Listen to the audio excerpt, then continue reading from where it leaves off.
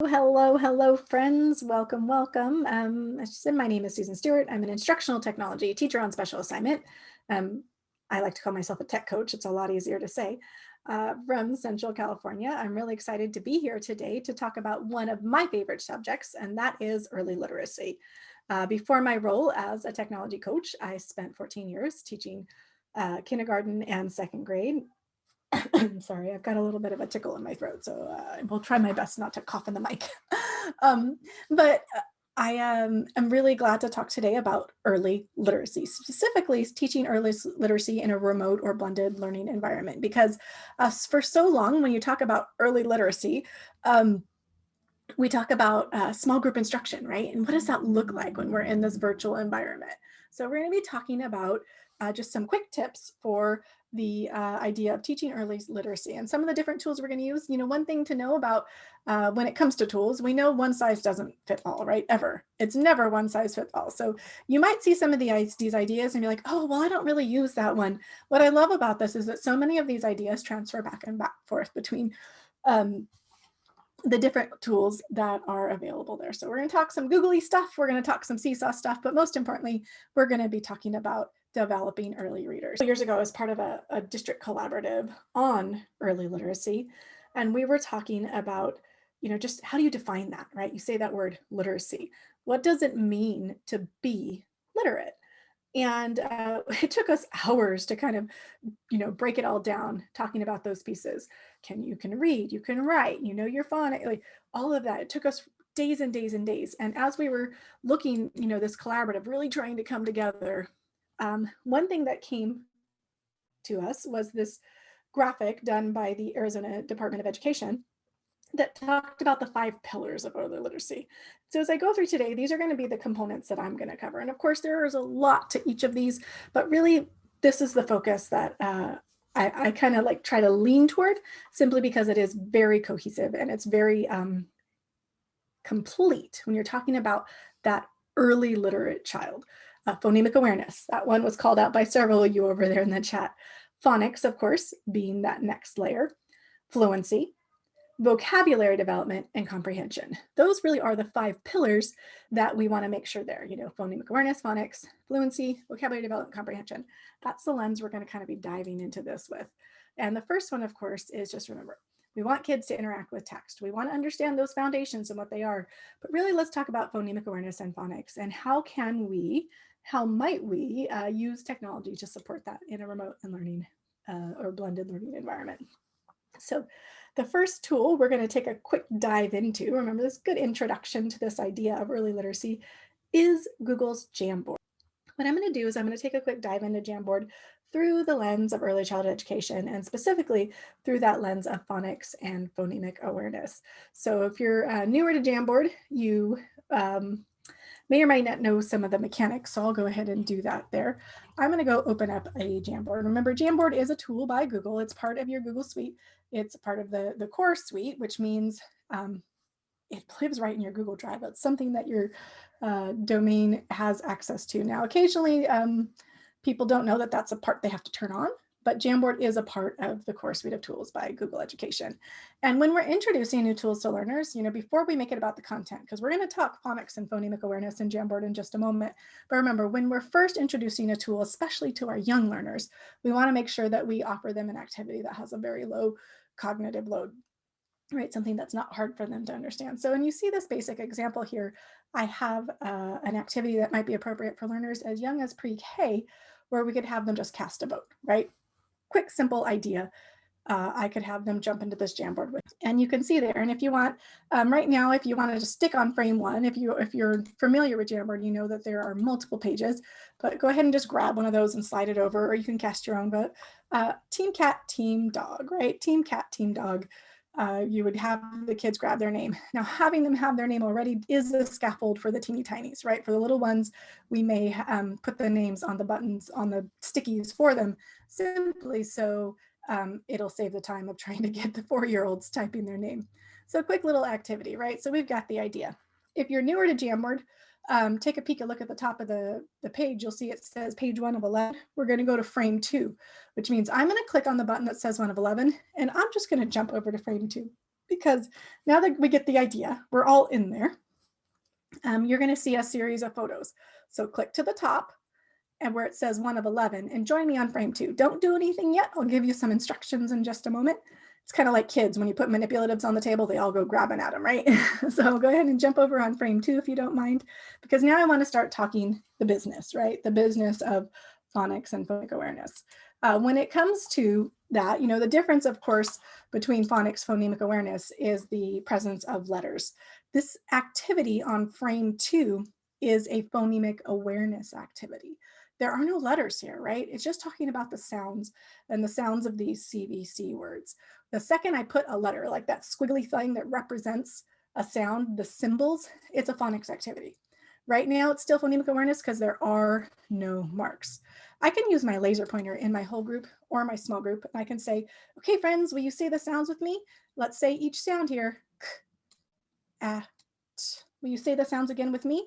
K, ah, t. So again, whole group, small group, whatever it is. Hey, let's put those sounds together. What are the 3 sounds? It says cat, right? And so I could go through. My Jamboard could start as a simple way for me to demonstrate some phonemic awareness activities, right? We're meeting synchronously. We're so limited on time these days, and there isn't always the time to just sit back and read a good book. How do I make sure that my learners are still getting exposed to lots of great literature? Well, what I'll do, it's a really fancy word I'm about to say, right? I embed a YouTube video into a Google form. Now, Google Forms pretty simple once you get familiar, but Google Forms are a tool within the Google Suite that allow you to do polls, surveys. A lot of times they're used for just gathering information, sometimes for quizzes. I use them as this listening center. In this particular Google form, you see the first question is, we have the kids write their name. So even our kindergartners, like that's a skill that we want them to be able to do. After that, you see the embedded YouTube video, right? What do I mean by that? Man, the video is going to play right here in the screen. When I hit play, you see it plays right there. And I love that because when it comes to young learners, anytime I can have them not jump over to another window, that's winning, right? So I can have that YouTube video play right here within the screen. It is embedded in the form.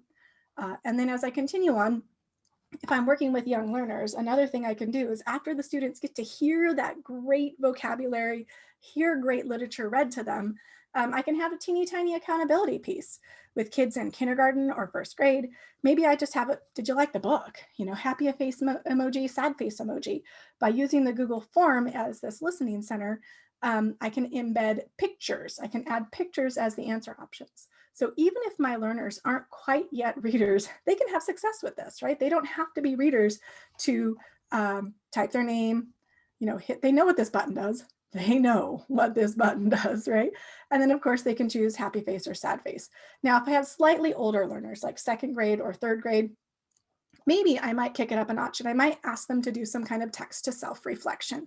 So I might add an additional question where it's like, Jamie was very lazy and didn't have good work ethic. How can you show work ethic at school or at home? So taking that comprehension just up a notch or two simply by adding an additional question. Probably not something I do with the littlest ones, especially if they're new to this, but it's a great way for me to use Google Forms to support early literacy because they're getting to read or hear fluent models read the text. And talking about getting that language development, we just want them to hear stories read aloud. What a great way for them to have that ability to listen to it, but also that tiny accountability piece. Forms are great because even if your little ones don't yet have their own Google accounts, I know we're moving to a place where a lot of kids actually do sign into their Google accounts, but I know there are places where maybe the kindergartners and first graders don't have a Google account yet. Guess what? They don't need a Google account to be able to do Google Form. Forms don't need a login.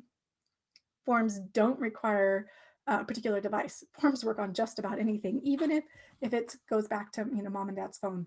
They can listen to a story or listen to you read a story and have that tiny bit of accountability. So again, phonics, phonemic awareness, listening comprehension, because that helps support vocabulary development. Let's talk about ways we might have our learners respond to text using Seesaw. So in these two examples, that really is the goal here. We're talking about text annotation. We're having them respond because we want them to demonstrate their comprehension. I'm going to click on this one and load it up, and hopefully you can hear this okay.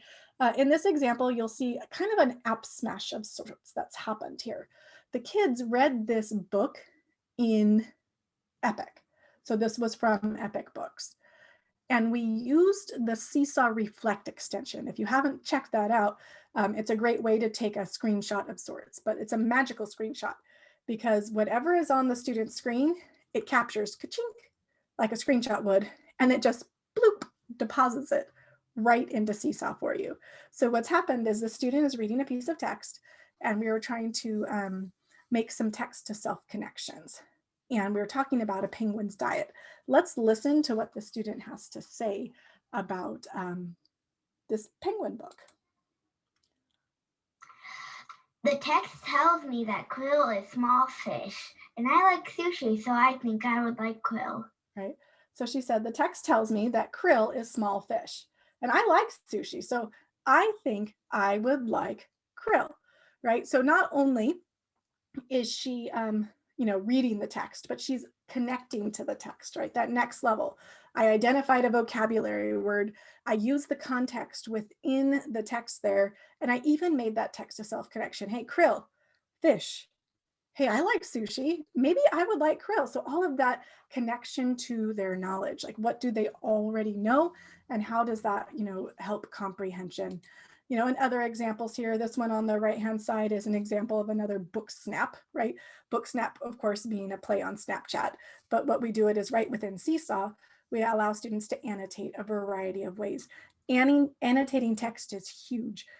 When you're talking about fluency, we could do that in Jamboard, or we can come over back to Seesaw because there are a ton of great activities in Seesaw that will let you not just have students read text, but capture their voices as they read. So much potential when it comes to early literacy. But really in the end, we know that we can use Google tools to really focus on all of those components, talking about phonics, phonemic awareness, fluency, vocabulary development, comprehension. Google has an answer, Seesaw has an answer.